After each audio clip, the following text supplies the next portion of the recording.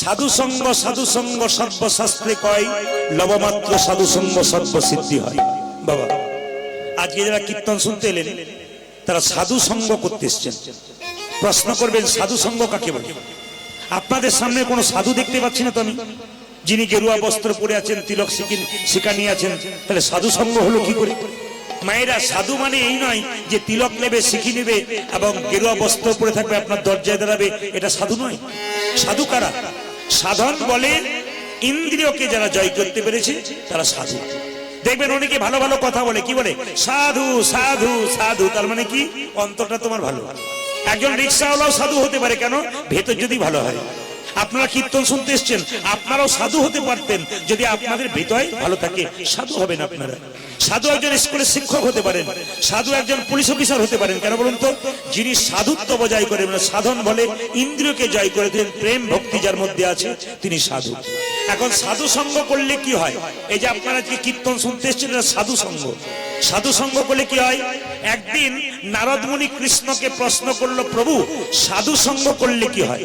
ভগবান বলল, নারদ এখান থেকে তুমি 1 কিলোমিটার দূরে যাও, যাকে প্রথম দেখবে তাকে জিজ্ঞেস করবে সাধু সঙ্গ করলে কি হয়। এখন 1 কিলোমিটার দূরে গেছে, কাউকে দেখতে পাই নাই, হঠাৎ দেখতে পেল একটা গোবরে পোকা। জিজ্ঞেস করলো নারদ, দেখতে পেলো কাউকে? কাউকে দেখতে পেলো না। জিজ্ঞেস করলো, এ গোবরে পোকা, সাধু সঙ্গ করলে কি হয়? গোবরে পোকাটা মরে গেল। হঠাৎ এসে নারদ মুনি ভগবানকে বলছে, প্রভু এই তোমার সাধু সঙ্গ? আরে যাকে জিজ্ঞেস করলাম সে বেটা তো মরে গেল। ভগবান বলছে, আরেকবার যাও। বলে কত? এখান থেকে 10 কিলোমিটার দূরে যাকে প্রথম দেখবে তাকে জিজ্ঞেস করবে সাধু সঙ্গ করলে কি হয়। মায়েরা, নারদ হাঁটতে হাঁটতে 10 কিলোমিটার গেছে, হঠাৎ দেখতে পেল একটা গাছের গর্তের মধ্যে একটা পাখির বাচ্চা মুখ বাড়াচ্ছে। ওকে জিজ্ঞেস, পাখির বাচ্চা সাধু সঙ্গ করলে কি হয়? পাখির বাচ্চাটা মরে গেল। নারদ এসে বলছে, প্রভু আমি আর যাব না, যাকে জিজ্ঞেস করছি সে বেটা মরছে। বলছে 12 কিলোমিটার দূরে যাও, যাকে প্রথম দেখবে তাকে জিজ্ঞেস করবে সাধু সঙ্গ করলে কি হয়। 12 কিলোমিটার দূরে গেল, মা কাউকে দেখতে পেল না। একটা গাভীর বাছুর ঘাস খাচ্ছিল, ওকে জিজ্ঞেস করছে, এই বাছুর সাধু সঙ্গ করলে কি হয়?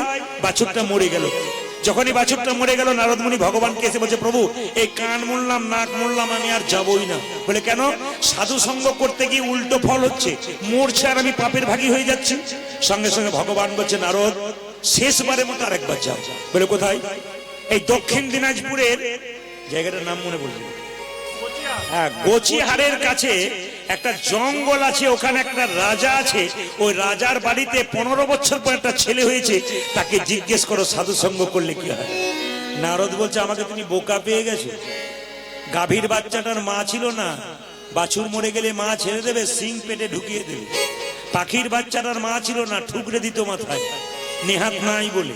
এখন রাজার 15 বছর পরে ছেলে হয়েছে, জিজ্ঞেস করি সাধু সঙ্গ করলে কি হয়? বেটা যদি মরে যায় তাহলে আমি আর ফিরে আসবো? আমি আর যাব না। ভগবান বলছে, নারদ, বলে কি? রাখে হরি তো মারে কে? নারদ বলছে, কথাই তোমার বিশ্বাস নাই, তবে দেখি একবার গিয়ে। তুমি যখন, আচ্ছা মায়েরা কিছু মনে করবেন না, সবাই বলবেন নারদকে চেনেন? জোরে বলুন, নারদের নাম শুনেছেন? নারদকে চেনেন? এমন ভাবে বলছেন যে আপনাদের পাড়ার লোক বোধ হয়। না না, আমি ওই নারদের কথা বলি নাই। কোন নারদের কথা বলছি? যে নারদ পাড়াতে পাড়াতে থাকে, আপনার কথা আমাকে, আমার কথা আপনাকে বলে ঝগড়া লাগাই, ওই নারদ নয়। আমি কোন নারদের কথা বললাম? যে নারদ ভক্ত আর ভগবানের মধ্যে মিলন ঘটিয়ে দেয়, আমি সেই নারদের কথা বললাম।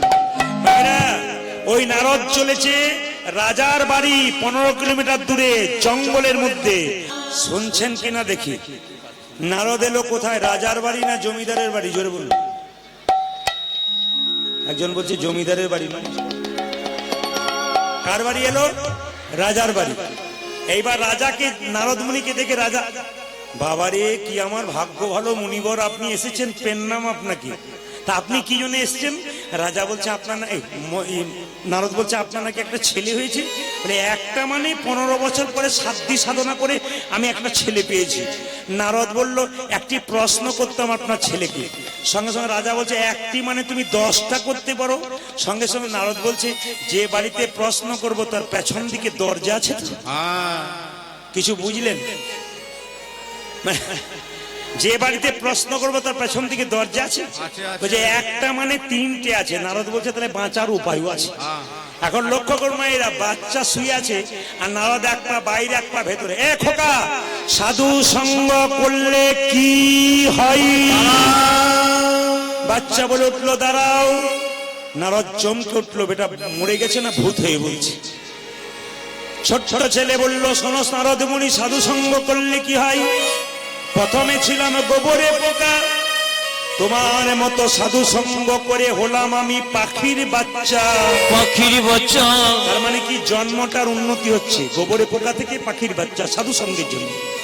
তারপর তোমার মতো সাধু সঙ্গ করে পাখির বাচ্চা থেকে হলাম আমি রাজা, গাভীর বাচ্চা। তারপর তোমার মতো সাধু সঙ্গ করে গাভীর বাচ্চা থেকে হলাম আমি রাজার ঘরের বাচ্চা। রাজার ঘরে বাচ্চা। যেজন হরি বাসরে এসে হরিনাম সংকীর্তন শুনে সে তো যেমন তেমন ঘরের সন্তান হয় না, পৃথিবীর রাজা ভগবান শ্রীকৃষ্ণের সন্তান হয়ে যায়। সবাই কিন্তু কৃষ্ণের সন্তান হয়ে গেলেন।